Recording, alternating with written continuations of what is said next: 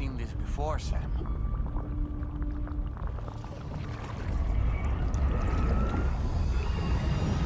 It's calling to us again. Sam, are you thinking of going back there?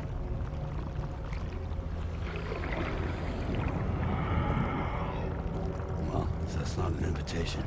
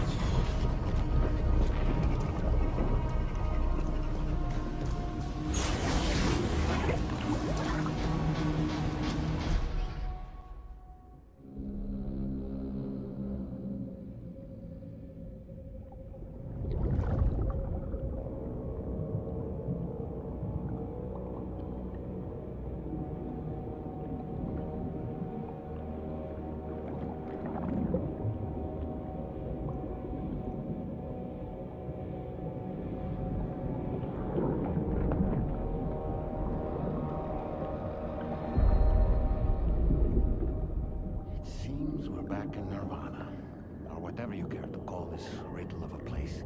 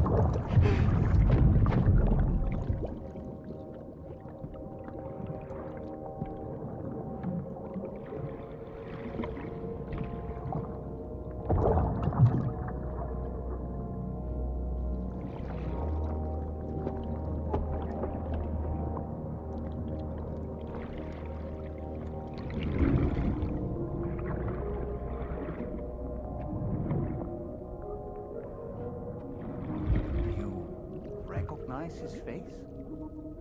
No, I don't.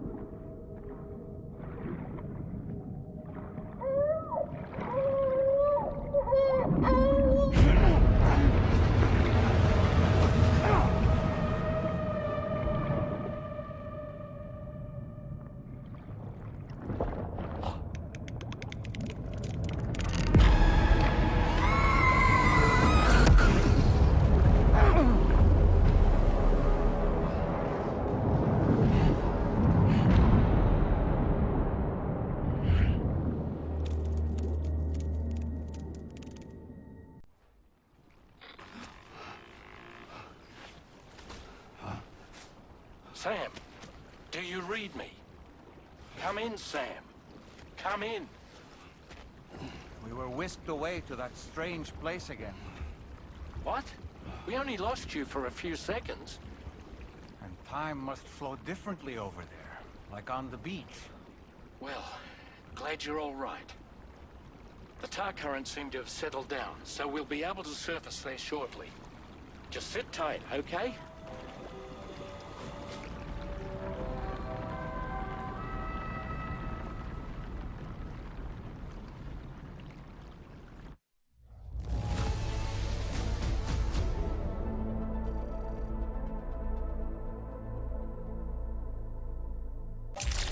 Sam, why don't we return to the DHV Magellan and get some rest? You can ask Fragile to look into that card you obtained as well. Oh, it seems all the possessions you had earlier are in that open space over there. The vehicle also looks none the worse for wear.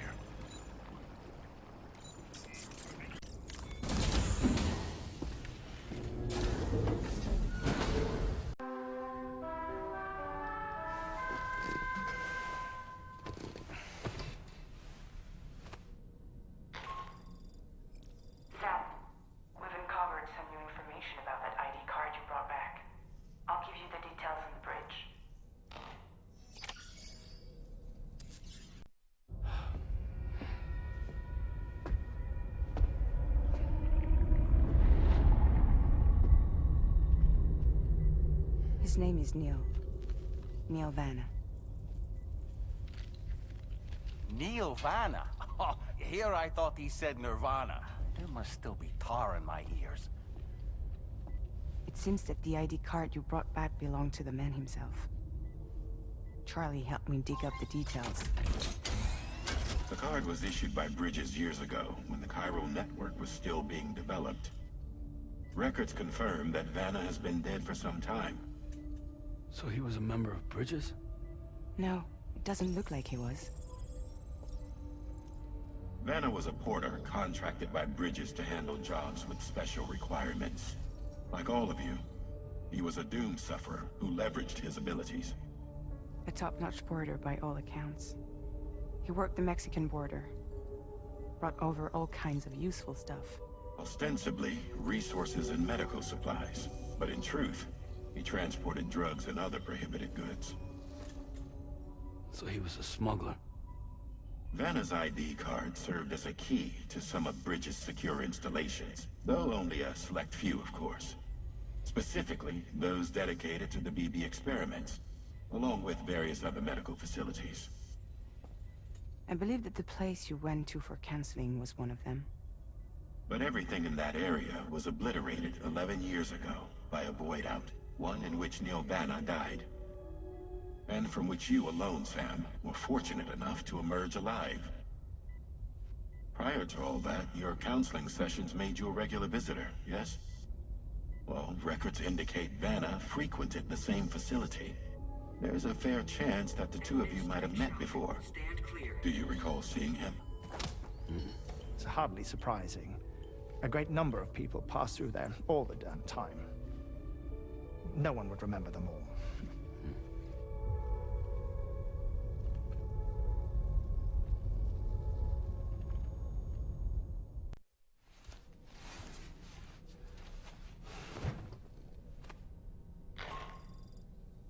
Sam, it's Charlie. We've received your next assignment. This main order can be undertaken by accessing the delivery terminal at East Fort Knott. While you attend to that, we'll continue our investigation into Neilvana. I'll keep you posted. Neilvana. A porter employed by Bridges. A man not unlike yourself, it would seem. But why did he appear in that so-called Nirvana? Or rather, that realm of the dead? And then there's the fact that he clearly spoke Lou's name. If we have another opportunity to visit that mysterious realm, then perhaps we can get some answers. That place we were sent to, the land of the dead, it strikes me as odd that it was submerged underwater. And did you see those columns of ice, the ones descending from the surface all the way to the floor? Afterwards, I realized what they reminded me of. The columns were reminiscent of a phenomenon known as brinicles. When seawater freezes and turns to ice, salt concentrates are released into the surrounding water. This brine is heavier than the water around it due to its higher density. It therefore sinks deeper into the ocean. As it flows towards the ocean floor, its lower temperature results in the formation of ice. And as this process continues, it can produce column-like ice structures. Any living creatures unfortunate enough to become entangled in these can be frozen solid. Little wonder they're called icicles of death. The times we've encountered Neilvana, the first was amidst flames, and the second was in what seemed to be flood-ravaged ruins. Now, I believe that you were previously transported to a realm not unlike a battlefield. The places we found ourselves in are similar in that they were the sites of disasters. This is just a theory, but it could be the case that what we've seen is a reflection of Neil's mental state. He may have been a first-hand witness to a terrible tragedy which left a lasting mark on him.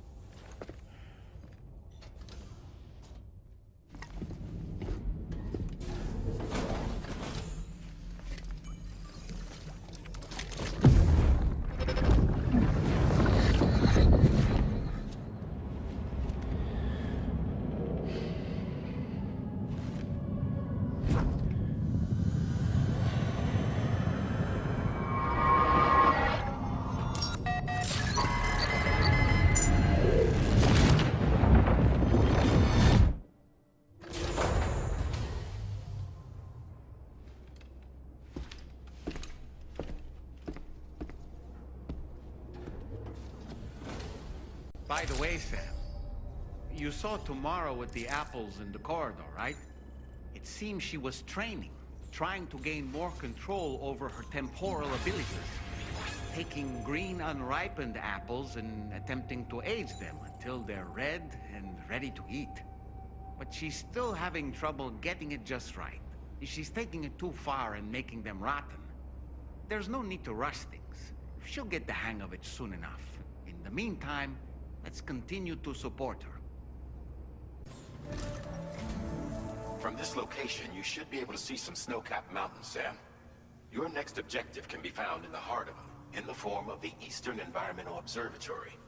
Once again, you'll need to link up several sites en route to this destination. The first such site to be brought online is the Chronobiologist Shelter, which is due west. Pick up the main order on this delivery terminal in order to begin.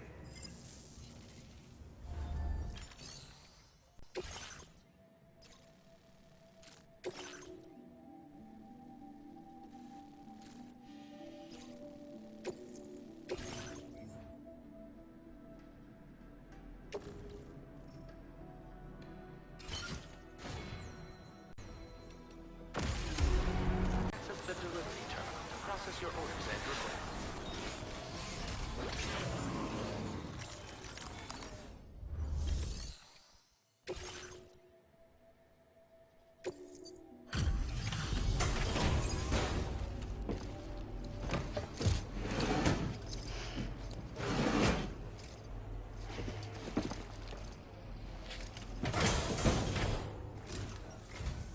Good to see a friendly face. It's been a while since I've had visitors. I'll check your cargo right away.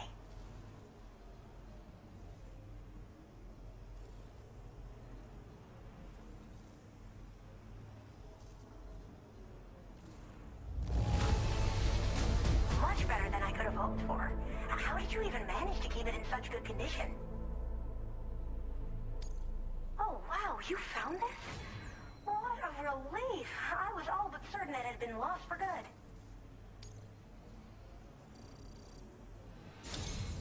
I should have no trouble continuing my research. And it's all thanks to you. All right. Use your Cupid to connect to my shelter.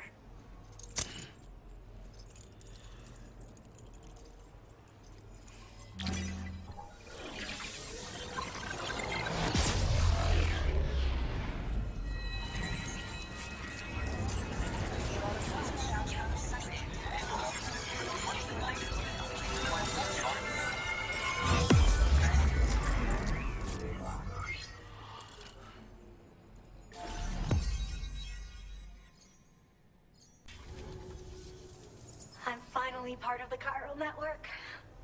I've been looking forward to this moment. I should be able to conduct research at a faster pace than ever. Please accept this by way of thanks.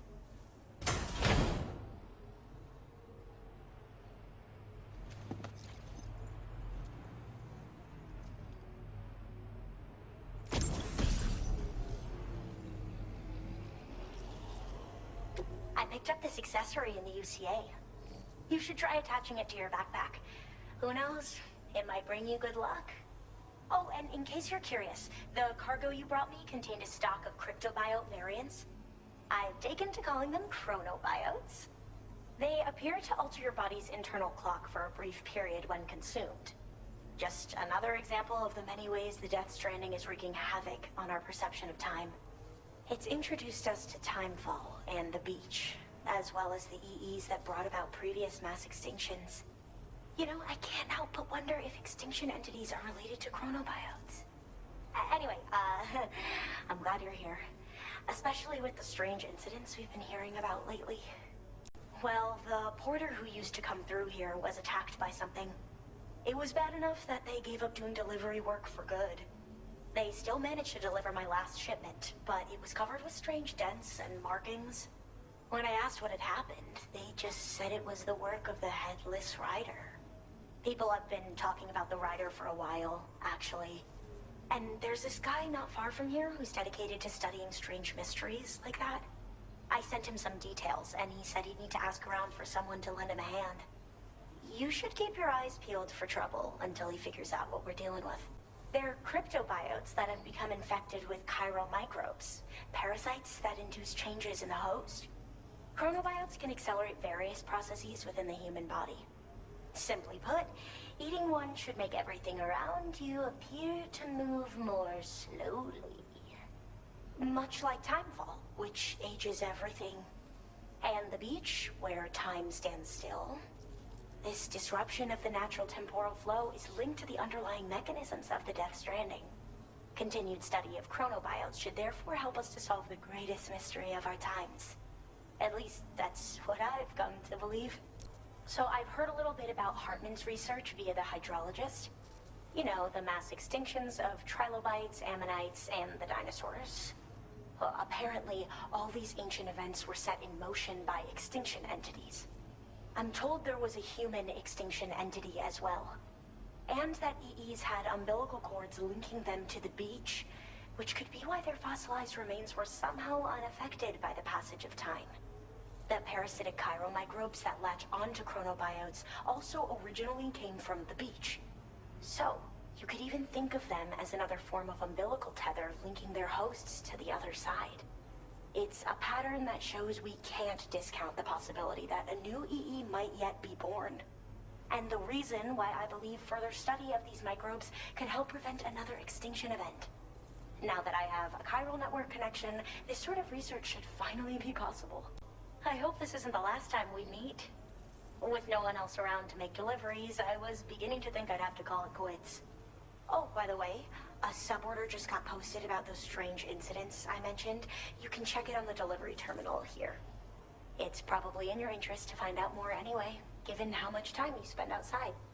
And, who knows, you might even be able to convince them to join the chiral network, too.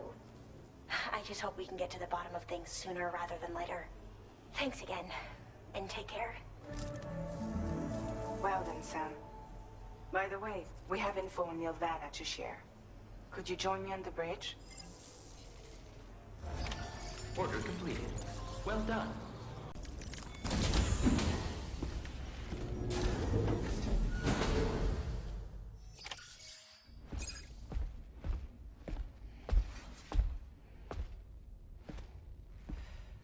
We managed to learn a few more things about Nilvana.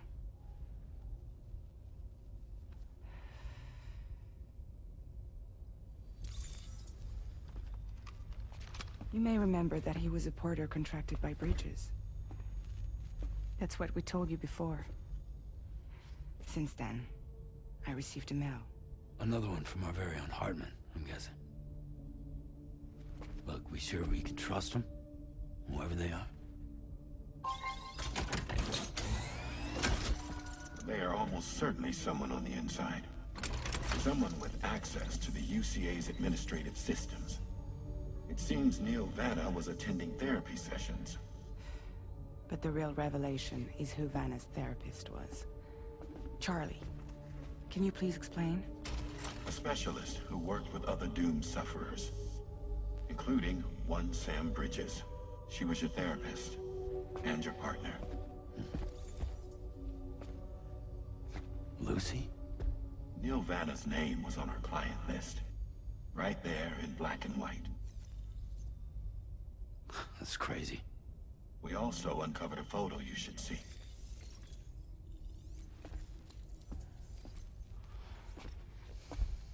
Per the records, they perished in a void out which claimed an entire city. A void out only you survived, Sam. Lucy was pregnant at the time. It wasn't mine. The child she was carrying. She straight up told me to my face. I never had any kids.